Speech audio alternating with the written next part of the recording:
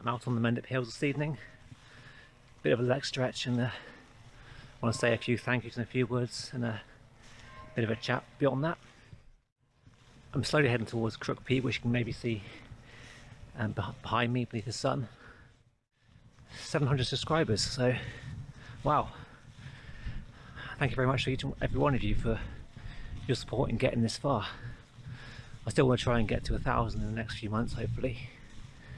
But to get to this milestone has been really good. I really do appreciate it and all your support. There's a really good view looking down so far over the levels, Compton Bishop, and Crook Peak is just there. Before I start climbing up here, I want to give a couple of hellos and shout outs to people I know who follow this channel. Firstly, hello to Kate, who I found out recently watches my videos. Not seen you for a long time, Kate. Hope you're doing well in all this uncertainty. I reckon I last saw you 2 years ago in the Brecon Beacons on a walk that I led. Hopefully once we're allowed to do car sharing again, we can do some more group walks and see those people we haven't seen for a long time. And if you want to know how I know you're watching or have been watching, which I do appreciate, my next shout out is to Sam, because Sam told me, I think it was last week when I saw him, that he watches and apparently he heard about my channel through you. I reckon the last time I saw you again, Kate, I think I told you about my blog, and I think you probably found the videos through that, which would make sense to me. Anyway, hi to Sam and Kate. Yeah, I hope you're both doing well, and it's always nice to know that real people are watching this video, people I know in real life, because I've got all these subscribers and followers, but I've no idea who really watches the videos, you know what I mean?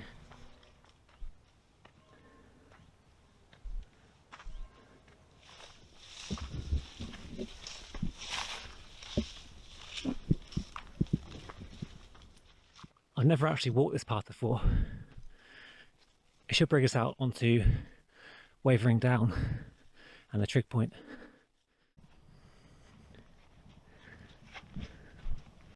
There's a good view now down towards Cheddar Reservoir and part of Cheddar, and beyond that next ridge would be Axbridge. You can't normally, when I walk here, I come up through Kingswood, which is just over again. As it's quite quiet in this area, or seems to be, just a few sheep, no people, I might do my talky bit. And there aren't many who know this, but I've been back in therapy since April, really, since the end of the pandemic, sorry, end of the last lockdown. That's been going quite well. I'm generally getting feedback that suggests I'm not leading the life I want to live. So I've got 3 ideas about big changes I want to make in my life. I'll try and summarise them all in this video, or go into a bit of detail on some. So let's start with the easiest item of the 3 that I could change, and that would be moving home. I moved to Weston-super-Mare about 2 and a bit years ago. I was living in Rington, North Somerset before then, a nice little village not far from here actually. But living on the edge of a town where I am now, I find it quite different, because on one side I've got the town itself, and the other side I've got the M5 motorway, so I'm kind of hemmed in at times. There are a few fields nearby, I suppose, but it's not the same as being here with hills and woodland, that kind of nature connection. I moved here for a number of reasons. The biggest one was a female reason. That didn't really pan out for even the first year, and I found it really hard to let go of that. I've always said to myself I'll never talk about her on camera, I'll never even name her. That's out of respect. But I find myself now in this kind of self-inflicted nightmare where I'm living so close to someone who wants nothing to do with me, and I've got these emotions, these feelings, and I've no idea how she really feels. I'm still grieving over it. That's the way my therapist puts it. I'm still grieving, and I will get past this. I'm further on now than I was a year ago, a lot further on. But staying in the situation here, living so close, the risk of passing each other, which does happen now and again. We've never spoken in over a year. I've always been too afraid to when we have seen each other, and she quite blanks me as well, so I'm not convinced that'll be an answer to try and talk about things, because that's just, I don't think she would. And that's her choice, and that's fine. That's how she wants to be, how she chooses. I can't change that, I know that. But also living in Western, I work there as well. I currently cycle to work most days. It's a 4.5 mile journey each way. The downsides of moving would be I'd probably lose that and I have to drive everywhere. It's been nice not driving and saving the wear on fuel and the wear on my car and that kind of thing. Looking at rental prices, I'll probably end up in Axbridge or Cheddar over there, because they're currently about the same kind of price for a 1-bedroom flat. I can't afford much more, to be honest. I can't afford to buy. I'm stuck in this so-called generation rent, or so some call it. But being in Axbridge or Cheddar, I'd be close to the woods and the countryside, all those things I have missed. I've got 1 or 2 friends nearby, which is quite good to see them more often. I suppose if I do move, opportunities to find new work might crop up. That's one idea that's been thrown at me. My second item on this list was actually my job, my work. I currently work as a wood recycling operative, or I make furniture from recycled timber. We're a social enterprise, quite a small number of us work there. It's a good place to work actually in terms of the environment. Everyone's really quite chilled and laid back. Sometimes too much so, but been there over 2 years now, just over. And it's been good. I can do it very well, but my heart's not really in it. And I'm not sure where I want to go next, or what I want to do. I've never had that belief, that confidence and that certainty. I never had that support growing up either, to kind of try new things. I was always led towards getting a job and staying in it forever, and that's just not going to be me. So the idea of, the thought of just leaving or trying something new, learning a new skill, I find it terrifying, because I might fail. And that's all I can see right now. I'm trying to combat this with therapy, but it's going to take time. And again, it was back during lockdown, especially the first one last year. All that time alone. You can either just stay at home on your own, or go to work, come home, repeat, go back to work. Can't see friends. So all you've really got in your life is that one thing you don't value as much as you could do elsewhere, maybe. And the third item on my list was to talk about walking groups, because I started my own Meetup walking group nearly 2 years ago, actually. 2 years in November. We're called Western Super Walkers. We're on Meetup. It's free to join. I've been doing it solo so far. If I don't lead walks on a weekend, then nothing happens and the group sort of goes quiet. And that's not great. So I put a lot of pressure on myself to kind of be that person, to be that responsible, to just do everything really.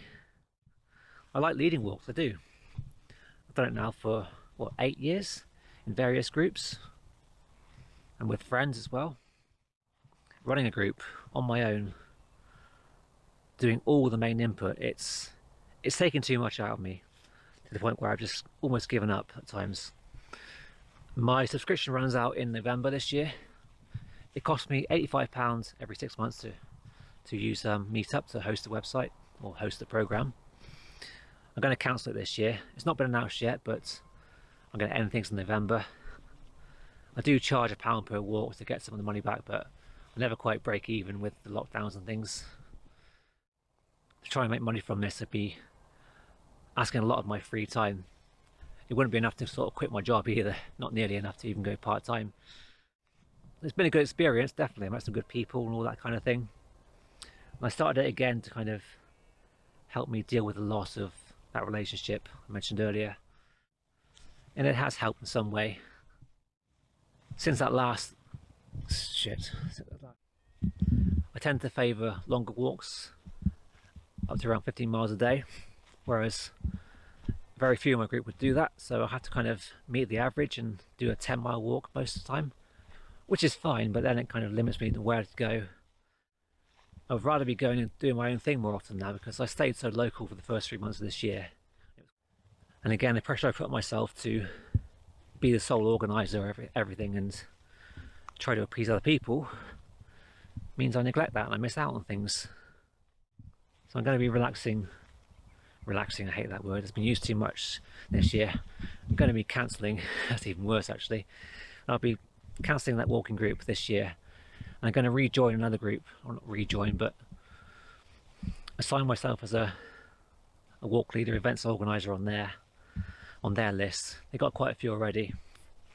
I'll just do walks then as and when I choose, and walks that interest me as well. Walks that fulfill my own needs. Anyway, the sun's kind of getting a bit lower in the sky, if you can see over there. I'm going to try and press on a bit further out to Wavering Down, and then on towards Crook Peak. So that's the main bridleway going towards a house and another path junction. Then you've got to climb up this anyway, so I'm going to take a shortcut up here, save a bit of time.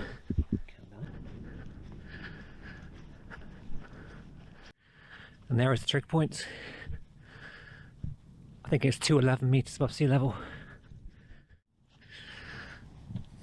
I've been here many, many times. It's always good. View back towards Cheddar and Axbridge.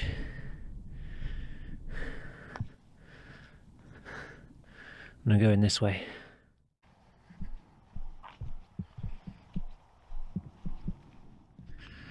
There's a mountain biker on his way up ahead of me towards Crook Peak. And I can see at least 3 walkers up on the summit already. So I may give that a miss and just head straight down towards the car. Again, I've been up there many, many times over the years. I've no great need to go there now.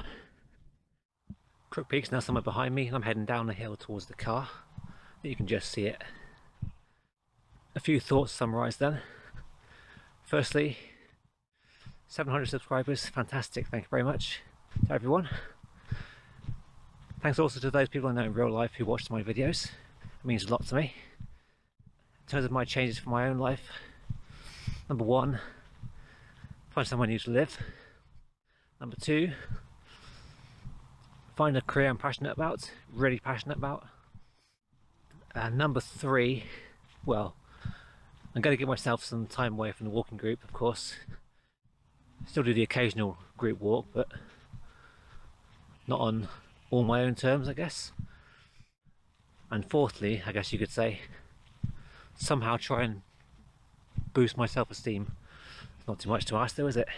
Anyway, thank you for watching and following along. I'll keep walking, that's what I do well. And I'll see you then. See you soon, take care.